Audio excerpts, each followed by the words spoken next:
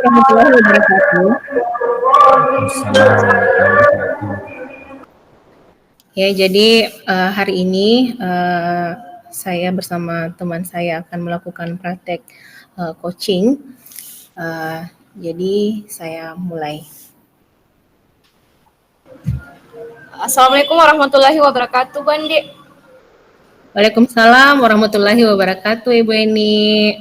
Mohon maaf sebelumnya ini Bandi, saya hubungi Ki karena saya mau cerita sebentar sedikit ini. Ada di waktu tak Bandi?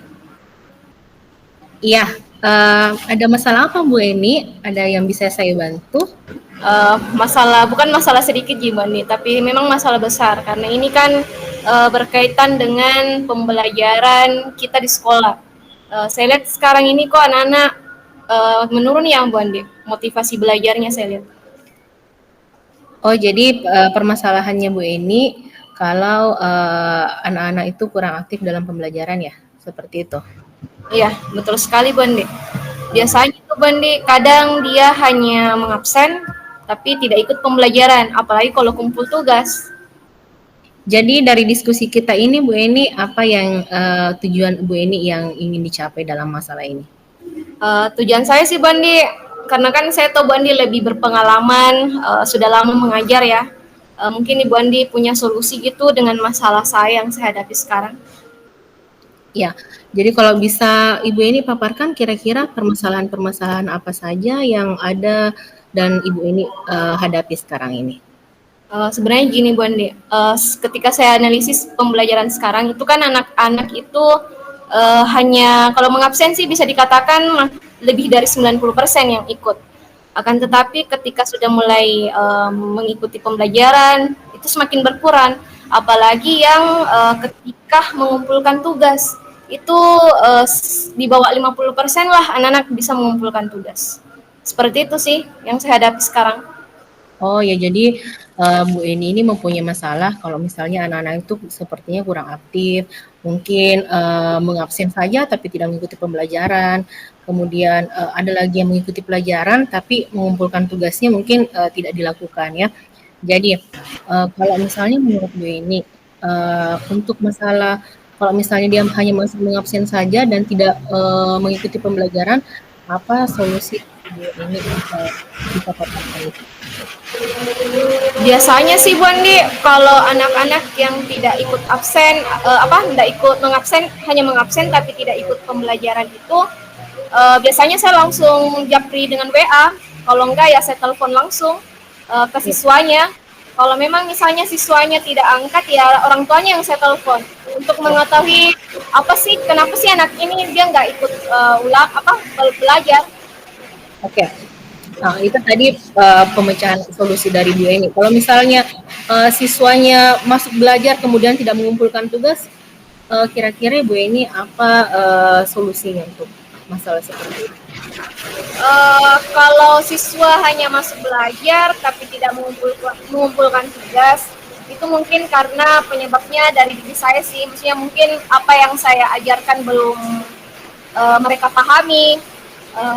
Solusinya adalah saya harus mengubah cara mengajar saya. Mungkin kan saya bidangnya Bu Andi matematika nih. Anak-anak kan tidak suka tuh kalau penjelasannya terlalu panjang. Mereka itu rata-rata membutuhkan cara yang lebih singkat dalam menyelesaikan soal. Jadi solusinya adalah saya harus mengubah metode pembelajaran saya supaya yang menjadi lebih menarik dan lebih mudah dipahami oleh siswa. Seperti itu aja sih. Oke. Jadi saran Ibu Eni tadi itu sudah sangat bagus sebenarnya untuk dilaksanakan.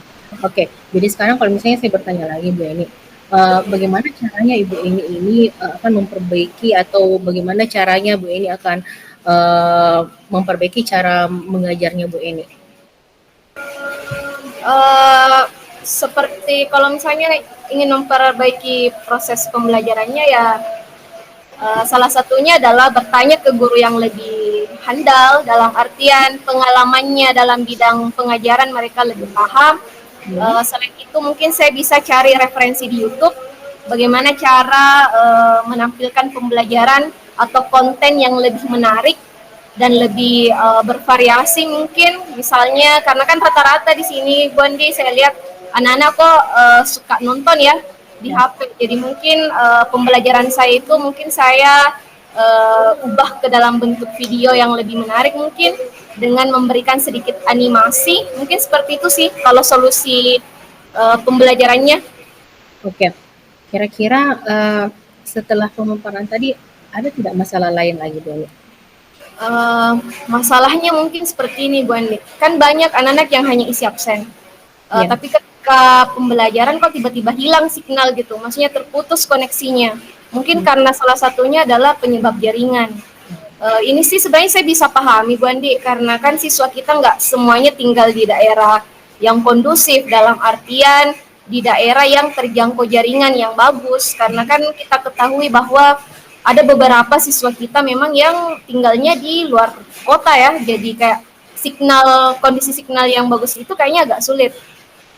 Ya, jadi kalau misalnya kondisi signalnya tidak memungkinkan, bagaimana solusi yang Ibu ini biasanya berikan kepada siswa? Kalau misalnya masalah signal kan nggak selamanya lama ya berlangsung buruk. Di materi pembelajaran saya itu biasanya saya kirimkan melalui WhatsApp materi-materinya supaya, ataukah saya bikin YouTube supaya sisa linknya nanti yang saya bagikan ke siswa. Jadi kapanpun siswa misalnya mau mengakses itu bisa saja langsung mengklik linknya itu. Dan bisa juga salah satu alternatif yang saya pakai itu kalau misalnya siswa tidak ikut itu, kalau misalnya dalam daerah yang dekat dari tempat saya itu saya kunjungi saja secara langsung.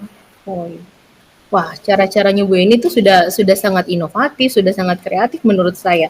Jadi nanti mudah-mudahan nanti Bu Eni bisa menjalankan dengan dengan baik. Jadi kemudian siswanya juga bisa menjalankan mengerjakan tugas-tugasnya dengan baik, kemudian mengumpulkan juga tugas-tugasnya dengan tepat waktu. Oke, sekarang kalau misalnya saya tanya Ibu Eni, kalau misalnya pendekatan melalui telepon, kalau misalnya si siswanya ini tidak merespon teleponnya Bu Eni, ataukah misalnya tidak mengangkat, biasanya apa yang Ibu lakukan? Yang saya lakukan sih pasti cari di antara siswa saya yang dalam satu kelas itu kan pasti ada teman dekatnya kan, ataukah minimal ada tetangganya. Jadi saya telusuri dulu informasinya itu dengan teman-teman yang dekat dengan rumahnya. Kalau misalnya saya tidak dapat info kan siswa pasti saya sudah tahu, analisis memang bilang oh dia tinggalnya di sini, jadi bisalah sekali-kali saya berkunjung ke rumahnya, bertemu dengan orang tuanya langsung dan menanyakan penyebab dia nggak ikut pembelajaran. Kalau 1-2 kali sih bisa dimaklumi Bu Andi, tapi kalau sudah 3-5 kali nggak ikut pembelajaran kan itu sudah jadi masalah besar buat saya. Seperti itu. Iya. Jadi itu tadi cara-cara penyelesaian masalahnya Bu Eni ya. Kalau misalnya lagi di Bu Eni, jadi kalau misalnya tadi dari beberapa permasalahan-permasalahan yang Ibu Eni paparkan tadi, bagaimana komitmen dari Ibu Eni?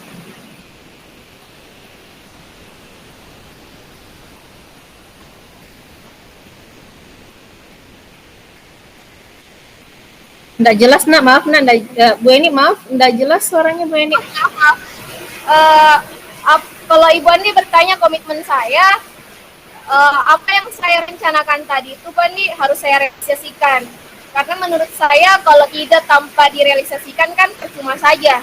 Jadi nanti ke depannya sebagai pengajar saya harus lebih kreatif lagi dalam hal menampilkan materi yang saya mau ajarkan. Apakah itu saya bentuk sebuah animasi atau seperti apa yang lebih menarik supaya anak-anak itu nanti ke depannya dia lebih menarik untuk ikut materi saya.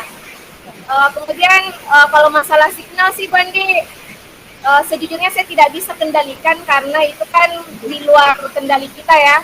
Jadi saya hanya sarankan ke anak-anak yang mengalami kondisi signal yang kurang mendukung, itu saya arahkan mereka untuk ke tempat yang lebih bisa menangkap signal dengan baik. Seperti itu aja sih Bu Andi.